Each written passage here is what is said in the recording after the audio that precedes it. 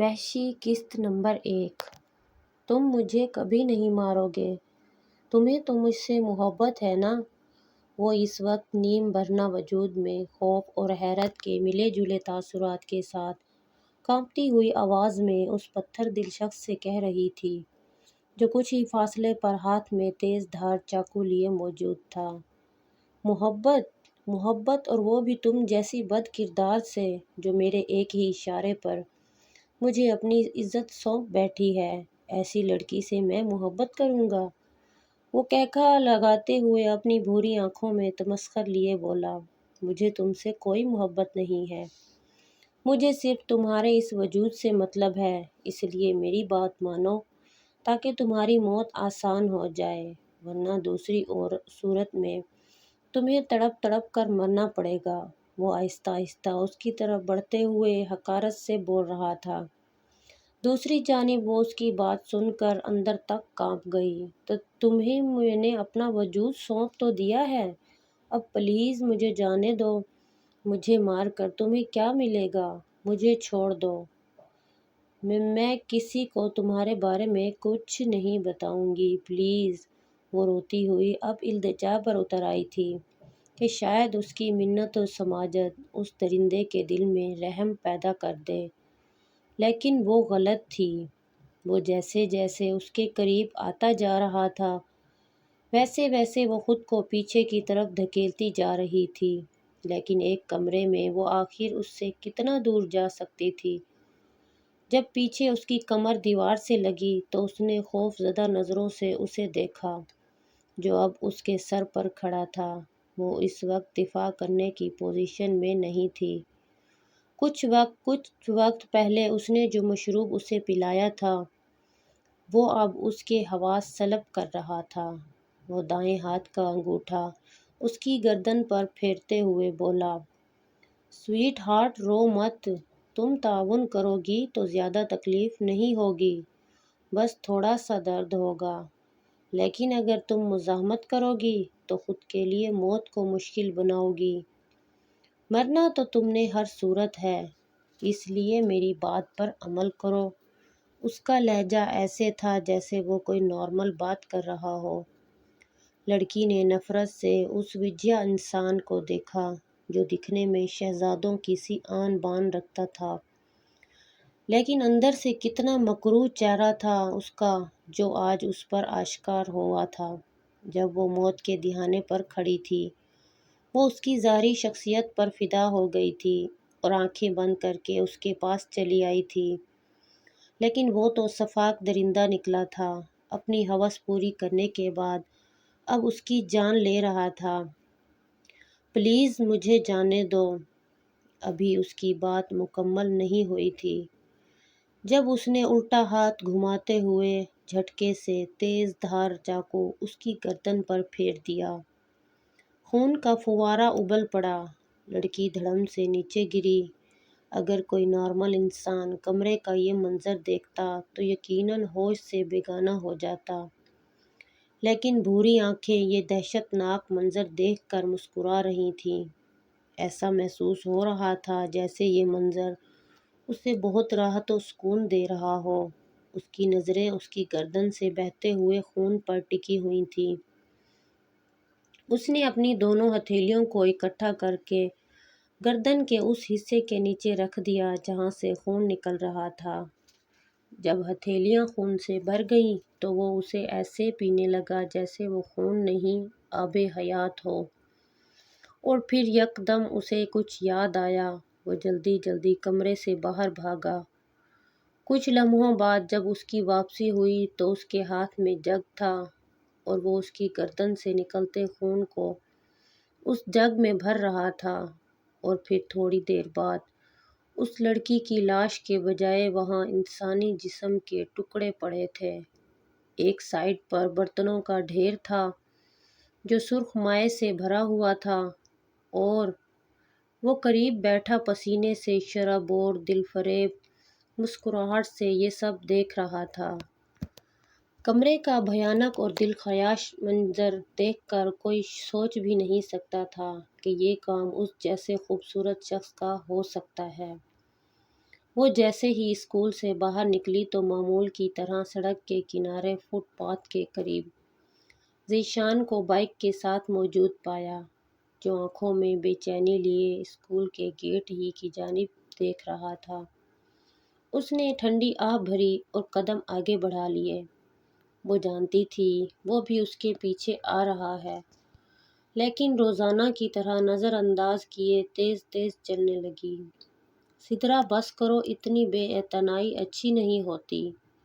اچھے سے جانتی ہو کہ میں کتنی محبت کرتا ہوں تم سے، لیکن پھر بھی ہمیشہ مجھے خالی ہاتھ واپس لوٹا دیتی ہو۔ کیوں میرے صبر کا امتحان لے رہی ہو؟ رحم کھاؤ مجھ پر، وہ بے بسی سے اس کے پیچھے قدم اٹھاتے ہوئے بولا۔ سدرا نے گھبرا کر کاجل سے لبریز آنکھوں سے ادھر ادھر دیکھا اور چادر سے اور زیادہ منہ چھپاتے ہوئے قدموں کی رفتار تیز کر دی۔ ذیشان نے جھٹکے سے اس کی کلائی پکڑ کر اس کا رخ اپنی جانب کیا۔ مجھے بتاؤ، آخر میں ایسا کیا کروں جس سے تمہیں میری محبت پر یقین آ جائے؟ جان لے لوں اپنی؟ ہاں بتاؤ، کیا کہتی ہو؟ جان لے لوں اپنی؟ تب تو تمہیں یقین آ جائے گا نا؟ وہ ارد گرد کی پرواہ کیے بنا اونچی آواز میں بول رہا تھا۔ سدرا نے گھبرا کر اپنی کلائی اس کے مضبوط شکنجے سے چھڑانے کی کوشش کی، لیکن ناکام رہی۔ پلیز میرا ہاتھ چھوڑو، کوئی دیکھ لے گا۔ کتنی بدنامی ہوگی تم سوچ بھی نہیں سکتے۔ پلیز چھوڑو میرا ہاتھ۔ اس نے زور لگاتے ہوئے اس سے ہاتھ چھڑایا اور تقریباً بھاگتے ہوئے چلی گئی۔ گھر آ کر اس نے جلدی سے دروازہ بند کیا اور پھر وہیں دروازے سے ٹیک لگائے۔ آنکھیں بند کر کے گہری سانسیں لینے لگی۔ اس کے دماغ میں ذیشان کی باتیں گونج رہی تھیں۔ پچھلے 1 مہینے سے مسلسل وہ اس کے اسکول کے باہر موجود ہوتا تھا۔ وہ اس سے محبت کا دعوے دار تھا اور شادی کرنا چاہتا تھا، لیکن وہ ہمیشہ اسے نظر انداز کرتی آئی تھی، کیونکہ وہ ایسی پوزیشن میں نہیں تھی کہ شادی کر کے اپنا گھر بسا لیتی، نئی زندگی شروع کر لیتی۔ اگر وہ ایسا کرتی تو اس کی ماں اور چھوٹے بھائی کا کیا ہوتا؟ وہ دونوں اس کے آسرے پر تھے۔ تقریباً 1 سال قبل اس کے ابو وفات پا گئے تھے۔ تب اس کے BSc کا آخری سال تھا۔ ابو کی وفات کے بعد اس نے آگے پڑھائی چھوڑ دی اور گھر کے قریب ہی موجود اسکول میں پڑھانے لگی، کیونکہ پینشن سے گھر کا گزارا نہیں ہوتا تھا۔ اس کی امی کپڑے سلائی کرتی تھی اور یہ بھی زیادہ نہ سہی لیکن کچھ کما ہی رہی تھی، اس لیے جیسے تیسے گزارا ہو رہا تھا۔ ساری زندگی اس نے گھر کی 4 دیواری میں گزاری تھی، کبھی بھی باہر کی دنیا سے پالا نہیں پڑا تھا۔ جہاں بھی جاتی ابو کے ساتھ ہی جاتی تھی، لیکن اب سب کچھ بدل گیا تھا۔ باپ کا سایہ جو نہیں رہا تھا، ایسے میں اچانک ذیشان اس کی زندگی میں آ گیا۔ اب اسے سمجھ نہیں آ رہی تھی کہ وہ کرے تو کرے کیا؟ کیا اس کی محبت قبول کر لے یا پھر اس سے بے اعتنائی برتتی رہے؟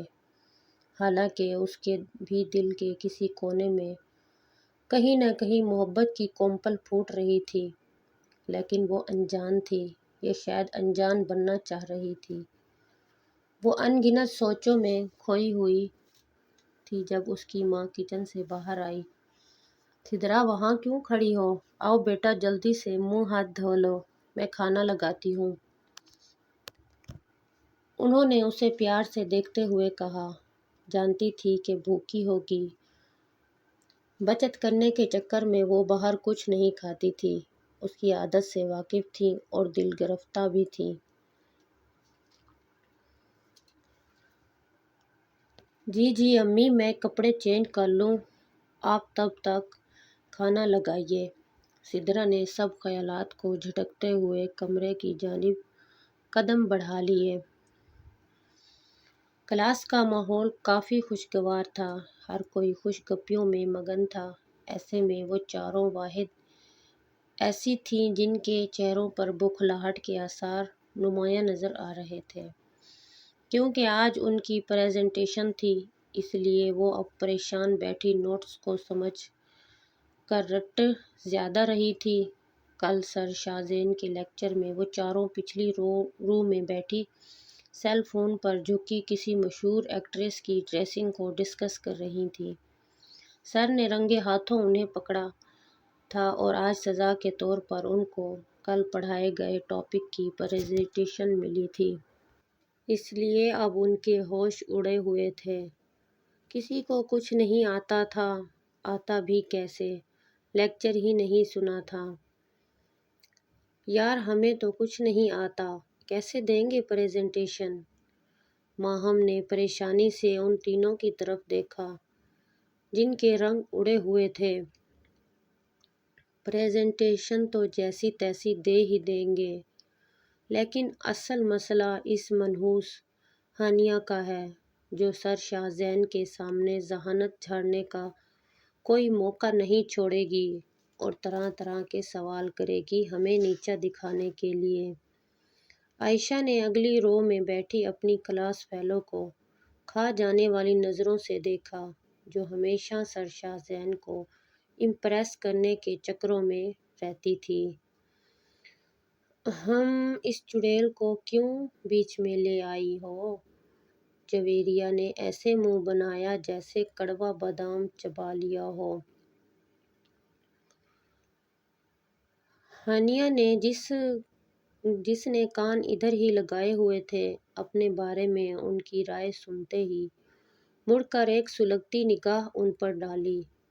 وہ صرف گھورنے پر ہی اکتفا کر سکتی تھی کیونکہ ان چاروں کو چھیڑنا شہد کی مکھیوں کے چھتے میں ہاتھ ڈالنے کے برابر تھا۔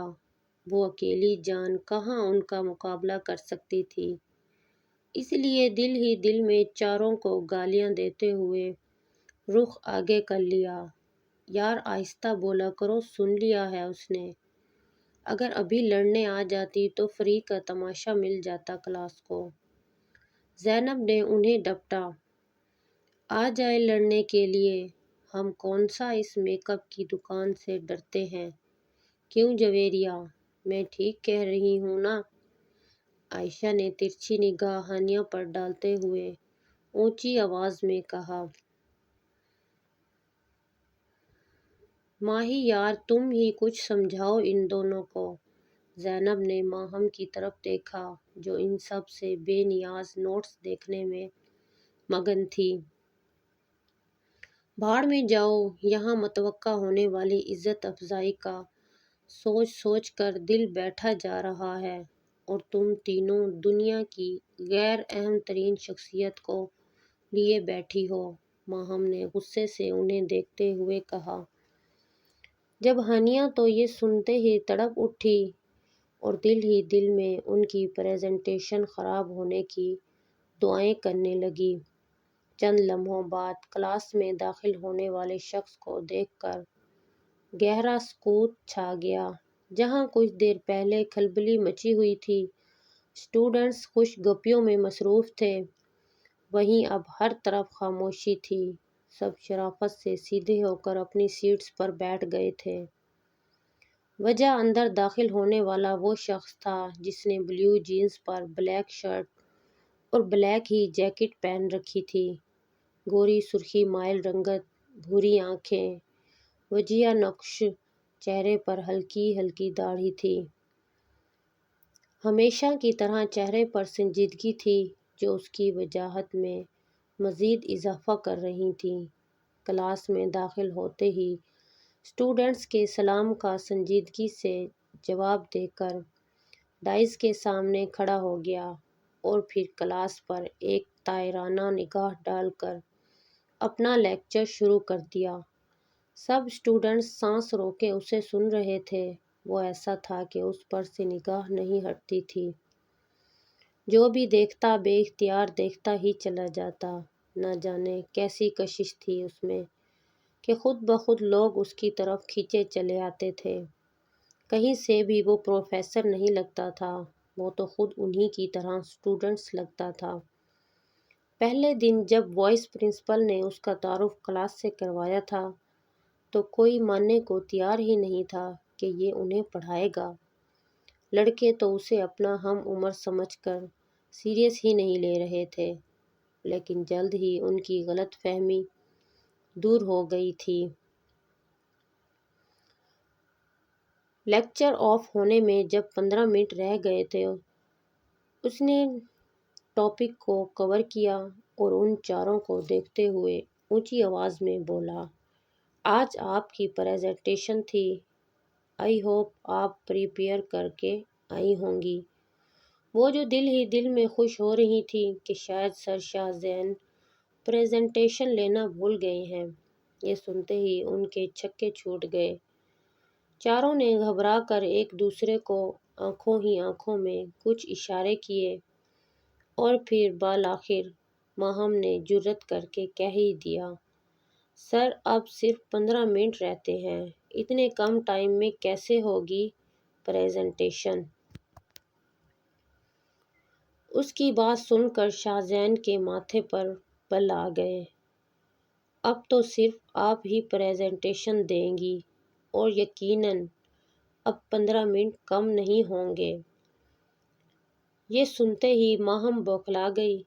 وہ ہونکوں کی طرح کبھی شاہ زین کی طرف اور کبھی ان تینوں کی طرف دیکھتی جو ہمدردی سے اسے دیکھ رہی تھی۔ وہ تو بول کر پھنس گئی تھی۔ شدید پچھتاوا ہو رہا تھا کہ کاش چپ کر کے کھڑی رہتی، کیا ضرورت تھی جینٹل وومن بننے کی۔ جب وہ مسلسل کھڑی رہی تو اس نے پھر کہا، آئیے ٹائم ضائع ہو رہا ہے، پھر آپ کہیں گی کہ میرے لیے ٹائم کم تھا۔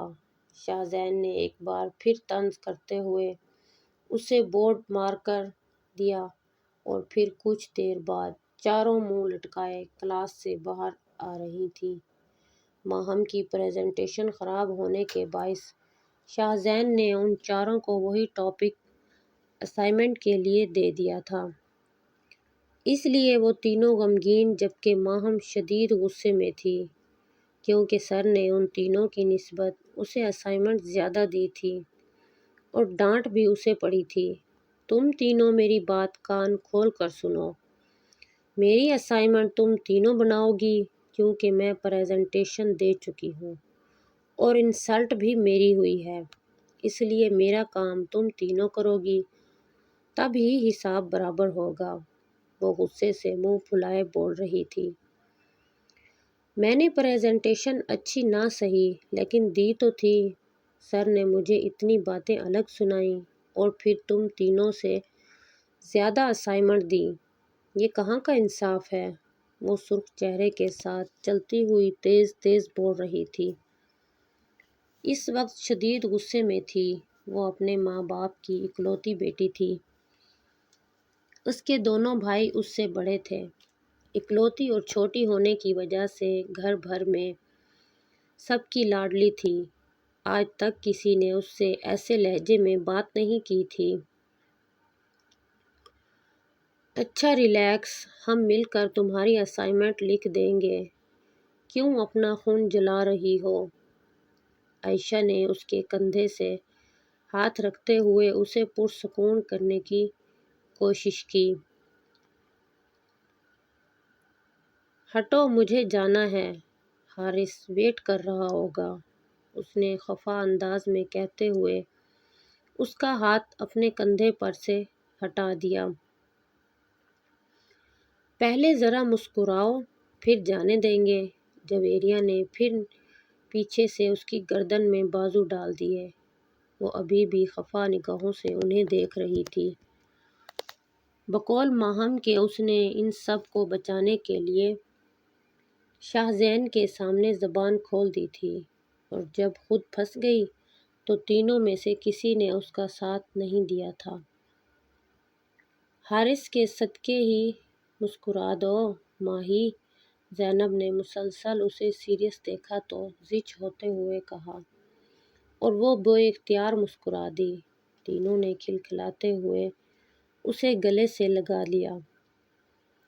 اسکول سے باہر نکلی تو معمول کی طرح ذیشان کو اسی جگہ پر موجود پایا۔ ذیشان کو دیکھ کر ایک لمحے کے لیے ٹھٹک گئی کیونکہ ہمیشہ کی طرح ذیشان کے چہرے پر اسے دیکھ کر مسکراہٹ نہیں آئی تھی۔ آج وہ سنجیدگی سے اسے دیکھ رہا تھا، جیسے کوئی فیصلہ آر یا پار کرنے آیا ہو۔ وہ جب اس کے قریب سے گزرنے لگی تو اسے اس کی آواز سنائی دی۔ اس آواز میں کچھ ایسا تھا کہ خود بخود اس کے قدم رک گئے۔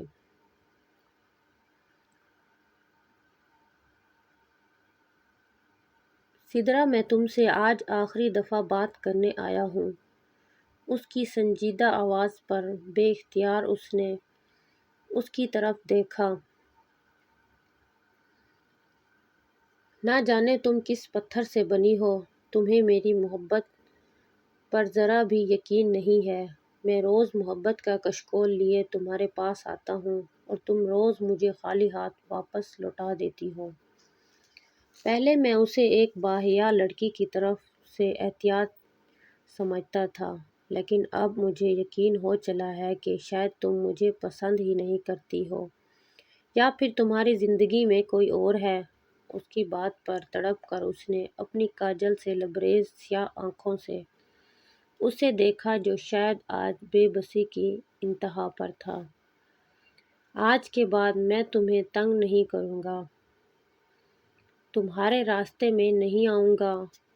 میں تمہارے بغیر نہیں رہ سکتا اور نہ ہی رہنا چاہتا ہوں۔ اگر مجھے تکلیف پہنچنے سے تمہیں خوشی ملتی ہے تو یہی صحیح، مجھے تمہاری خوشی سب سے زیادہ عزیز ہے۔ اپنا خیال رکھنا۔ وہ ہونٹ بھیجتے ہوئے نم آنکھوں سے بول رہا تھا۔ یقیناً وہ خود کو رونے سے روکنے کی کوشش کر رہا تھا، جبکہ وہ ساکت کھڑی، بنا پلک جھپکائے اسے دیکھ رہی تھی۔ وہ قدم قدم پیچھے ہوتے ہوئے وہاں سے جانے لگا، اور اسے ایسے لگ رہا تھا جیسے وہ اس کی زندگی سے جا رہا ہو، بلکہ اس کے دماغ میں کچھ کلک ہوا۔ میں تمہارے بغیر نہیں رہ سکتا اور نہ ہی رہنا چاہتا ہوں۔ اگر مجھے تکلیف پہنچنے سے تمہیں خوشی ملتی ہے تو یہی صحیح، مجھے تمہاری خوشی سب سے زیادہ عزیز ہے۔ کیا مطلب تھا اس بات کا؟ کیا وہ اپنی جان لے رہا تھا؟ یہ سوچ آتے ہی اس کا دل کانپ گیا۔ نہیں نہیں، وہ ایسا نہیں کرے گا، وہ مجھے چھوڑ کر نہیں جا سکتا۔ وہ اپنی ہی سوچ پر ٹھٹک گئی۔ اسے اس کے جانے سے اتنی تکلیف کیوں ہو رہی تھی؟ یہ کیسا درد تھا جو اس کے دل میں اٹھ رہا تھا؟ یہ کیسی تڑپ تھی؟ اور پھر وہ جو اتنے دن سے انجان بننے کا بھرم رکھے ہوئے تھی، ایک دم سے وہ بھرم چکنا چور ہو گیا، اور آج اس پر انکشاف ہو گیا کہ وہ بھی اس سے محبت کرتی ہے، شاید اپنی سوچ سے بھی زیادہ۔ کمرے کا ماحول بے حد پر اسرار تھا۔ چند موم بتیاں زمین پر گول دائرے کی صورت میں رکھی گئی تھیں، جو اندھیرا ختم کرنے کی ناکام کوشش کر رہی تھیں۔ زمین پر عجیب و غریب چیزیں پڑی تھیں۔ غور سے دیکھا جاتا تو کسی مردے کی کھوپڑی، راکھ اور خون، جو نہ جانے انسان کا تھا یا جانور کا، صاف نظر آ رہے تھے۔ کمرے کے وسط میں موم بتیوں کے دائرے کے درمیان دو اشخاص ایک دوسرے کے آمنے سامنے بیٹھے تھے۔ سامنے بیٹھے ہوئے شخص کی عمر تقریباً 50-55 کے درمیان تھی۔ لمبے کھچڑی نما بال، جسم پر ایک پھٹا پرانا سا چوغا پہنا ہوا تھا، گردن میں بہت سی مالائیں پہنی ہوئی تھیں، ہاتھوں کی پانچویں انگلیاں انگوٹھیوں سے بھری ہوئی تھیں۔ چہرے کی داڑھی سینے کو چھوتی ہوئی جا رہی تھی، جو کہ سر کے بالوں ہی کی طرح کھچڑی نما تھی۔ آنکھیں بے حد سرخ اور راز سے بھری ہوئی تھیں، جبکہ مد مقابل بیٹھا شخص نوجوان تھا۔ اندھیرے میں چہرہ نظر نہیں آ رہا تھا، لیکن بھوری آنکھیں واضح تھیں۔ اچانک نوجوان کی آواز کمرے میں گونجی۔ مہاراج، اور کتنا وقت لگے گا منزل تک پہنچنے میں؟ بھوری آنکھوں میں بے چینی نمایاں نظر آ رہی تھی۔ دھیرج بالک، دھیرج، تم بہت جذباتی ہو، اور یہ بات یاد رکھنا، جذباتی انسان ہمیشہ نقصان اٹھاتا ہے۔ جہاں اتنا بڑا قدم اٹھایا ہے وہیں تمہیں ہر کام احتیاط سے کرنا ہوگا، ورنہ سب کچھ ملیا میٹ ہو جائے گا اور منزل پہنچنے سے پہلے ہی راستہ بھٹک جاؤ گے۔ مہاراج نے یہ کہا اور پھر سرخ آنکھوں میں ایک چمک لیے بولا، اب تک کتنی ناریوں کا خون پی چکے ہو؟ 13 لڑکیوں کا۔ بھوری آنکھیں ایک لمحے کے لیے مسکرائیں۔ اگلا پارٹ دیکھنے کے لیے چینل کو سبسکرائب اور لائک کرنا نہ بھولیے گا تاکہ آنے والا نیکسٹ پارٹ آپ تک پہنچ سکے۔ شکریہ۔